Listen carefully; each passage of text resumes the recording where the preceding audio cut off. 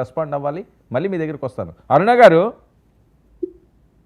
Sir ఏంటి పవన్ కళ్యాణ్ గారు చాలా కాన్ఫిడెంట్గా ఇంక జగన్మోహన్ రెడ్డి రాడు, మర్చిపోండి, అరెస్టులు తప్పవు అని చెప్పి కూటమి నుంచి సిగ్నల్స్ వస్తున్నాయి. ఒకవేళ అదే జరిగితే చాలా దారుణంగా ఆంధ్రప్రదేశ్ ఉంటుంది, దేనికన్నా మేము తెగిస్తాము అని చెప్పి వాళ్ళ వెర్షన్ వినిపిస్తున్నది. అసలు ఏంటి ఈ పరిస్థితి ఏడాదిలోనే? సార్, ప్యానెల్లో ఉన్న పెద్దకి మీకు వీక్షకులకి నమస్కారం సార్. మీరు దయచేసి మీ మీడియా అనుభవం అంతా రంగరించి మోకాలకి బోడిగుండుకి ముడేయొద్దు. పవన్ కళ్యాణ్ గారు చెప్పింది 2000 ఇంకా జగన్మోహన్ రెడ్డి రాడు అన్న విషయం ఈ కేసుకు సంబంధించి కాదండి. కేసు గురించి నేను అనలేదండి. జగన్మోహన్ రెడ్డి గారు రారు అని అంత కాన్ఫిడెంట్ గా ఎందుకు చెప్తున్నారు పవన్ కళ్యాణ్ గారు అన్నాను. అక్కడికి మీరు ఫుల్ స్టాప్ పెట్టియండి, అది వేరు. నెక్స్ట్ ఆయన అరెస్ట్ చేస్తే జరిగేది ఇదని చెప్తున్నాను అంతే. నేను అది ఇది కలపలేదు.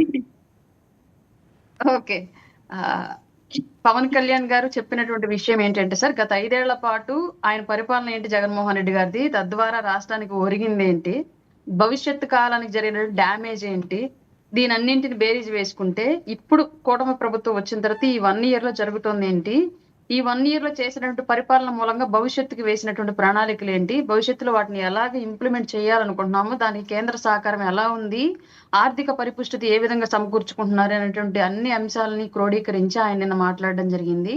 అలాగే గత 5 ఏళ్ల పాటు ఎప్పుడూ లేని విధంగా 5 ఏళ్ల పాటు చేసినట్టు అరాచకాలే కాకుండా ఇప్పుడు అసలు అధికారంలో లేకపోయినప్పటికీ కూడా ఇవాళకి కూడా బ్యానర్లు పట్టుకొని రప్ప నరుగుతాలు, అడ్డొస్తే తొక్కుంటూ పోదాలు, ఇలాంటివన్నీ ఏదో రాజారెడ్డి రాజ్యాంగం అని ఇట్లాంటివన్నీ కూడా అంటే యువతని ఎటువైపు మార్చారన్నది మీకు ఆల్రెడీ అర్థమైపోతుంది క్లియర్ గా.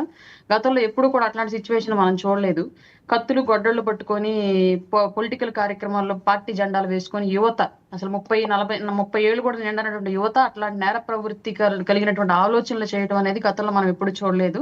ఇప్పుడు అవన్నీ చూస్తూ ఉన్నాం కాబట్టి ఇట్లాంటి వ్యక్తిని మళ్ళీ ఎట్టి పరిస్థితుల్లో కూడా అధికారంలోకి రాడు. కాబట్టి మీరు ఇంకా ఏదో వస్తాడు కావాలన్నటువంటి భ్రమలో ఉండి ఇంకా గతంలో చేసినటువంటి రౌడీజాన్ని ఇప్పుడు చేయాలనే ప్రయత్నాలు చేయొద్దు. అలా గనక చేస్తే చట్టం ఇవాళ ప్రభుత్వంలో మేము ఉన్నాం కాబట్టి ఖచ్చితంగా తాట తీస్తామని చెప్పేసి ఆయన మాట్లాడడం జరిగింది. ఇది వేరు సార్.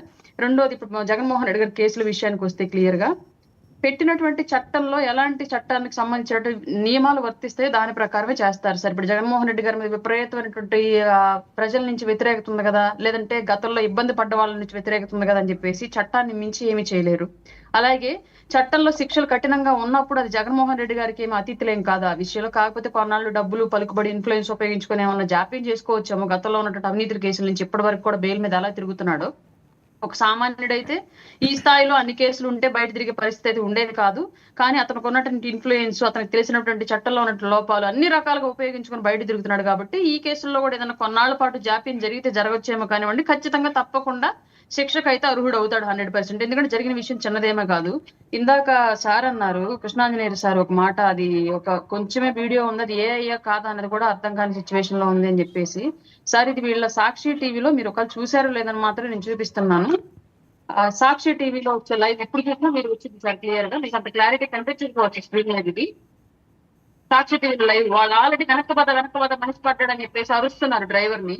ఇది ఇప్పుడు కూడా సాక్షి లైవ్ లో ఉంది సార్. ఆ బిట్టు ఇవాళ మీరు కట్ చేసి ఉంటే నేను చెప్పలేను, మీరు ఇప్పుడైనా వెళ్ళి సాక్షి లైవ్ లో చూడొచ్చు. వాళ్ళు పాపం అరుస్తున్నారు, వెనక మనిషి పడ్డాడు, వెనక అరుస్తున్నారు, వినిపించుకోకుండా డ్రైవర్ ముందుకు వెళ్తానే ఉన్నాడు. అది సిచ్యువేషన్ అక్కడ జరిగింది. అయితే వాస్తవమే. కాకపోతే ఆ వీడియో ఇన్ని రోజులు బయటకు రాకుండా ఎలా దాచారన్నది ఒక క్వశ్చన్ మా అందరికి కూడా, మీతో పాటు మాకు కూడా సందేహం ఉంది.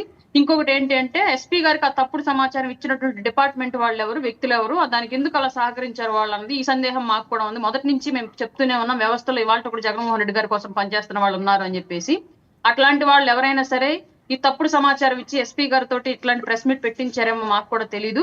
అది బయటకు రావాలని చెప్పేసి ప్రభుత్వం వారిని మేము కూడా కోరుతూ ఉన్నాం 100%. ఇప్పుడు కూడా వ్యవస్థలో జగన్మోహన్ రెడ్డి గారిని అరెస్ట్ చేయాలని ఆలోచన వస్తేనే చాలా ప్రాబ్లమ్స్ వస్తాయి రాష్ట్రంలో. ఒకవేళ అరెస్ట్ చేస్తే